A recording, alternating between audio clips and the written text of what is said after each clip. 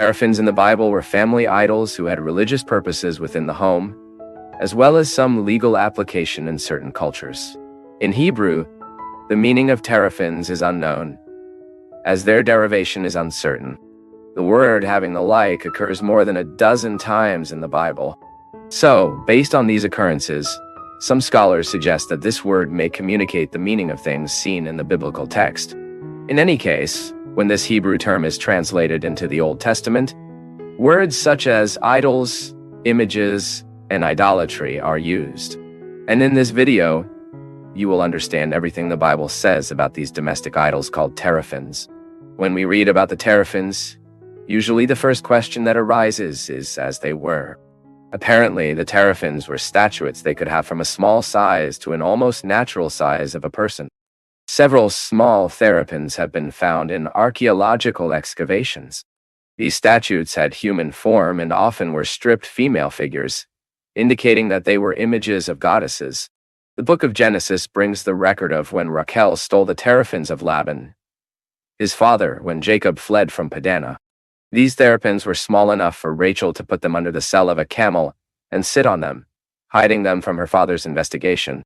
Already in Samuel's first book, the biblical text reports an episode in which David's wife Michal put one of the house's teraphims, lying on the bed, covered by a cloak, and claimed to Saul's guards that he was David, bedridden for being sick.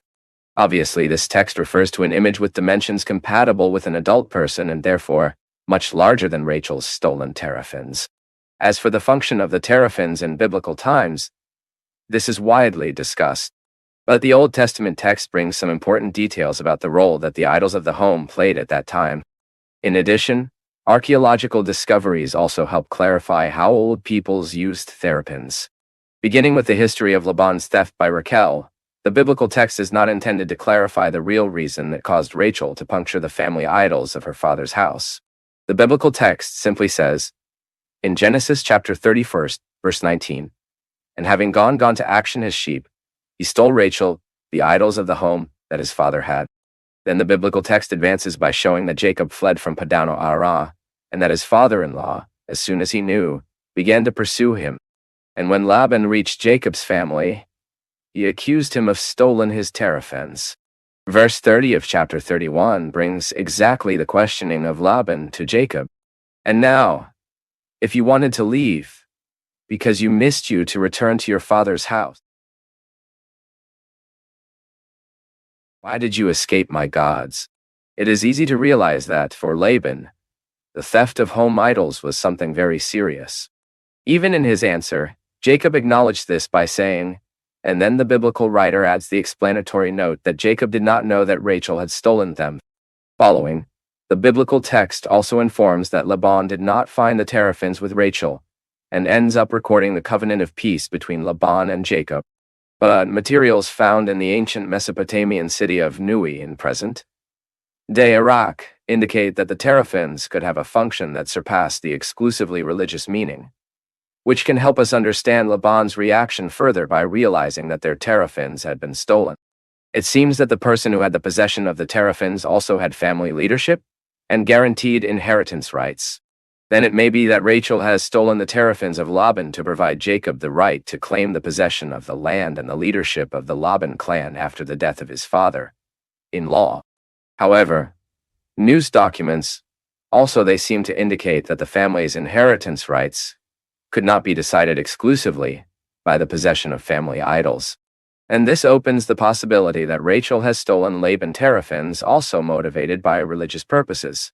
She had grown in a polytheistic home, and perhaps it had not yet totally free from the pagan influences of her father's house. Some people even talk about teraphims today as if they were simply a kind of ancient perhaps in an attempt to acquit Rachel of a religious error. But this is a mistake. The essential purpose of the teraphims was even the religious character, so that even the rights of inheritance and leadership allegedly represented in the possession of the teraphims were grounded in this principle. Since the teraphims were revered as the gods of home. In fact, this is in accordance with the fact that before the family of Jacob climbed to Bethel, all the strange gods had to be discarded and, obviously, This should also include the teraphims stolen by Rachel. Historian Flavio Josephus states that it was common for the inhabitants of Mesopotamia to take home idols when they made long trips.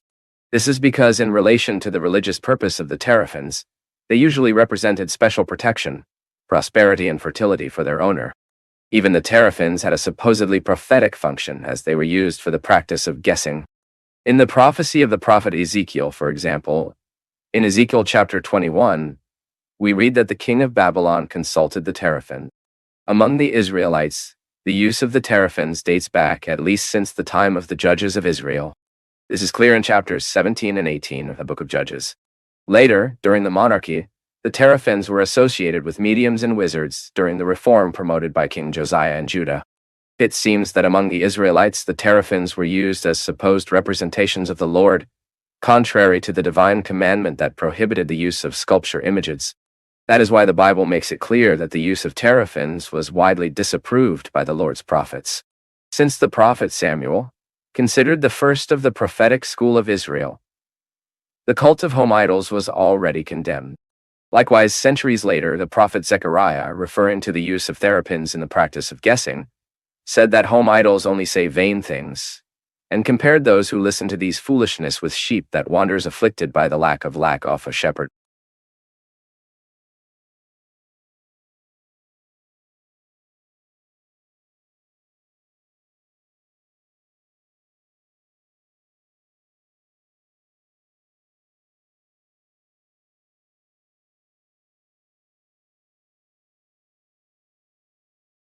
If you made it this far, it's because something spoke to you on some level.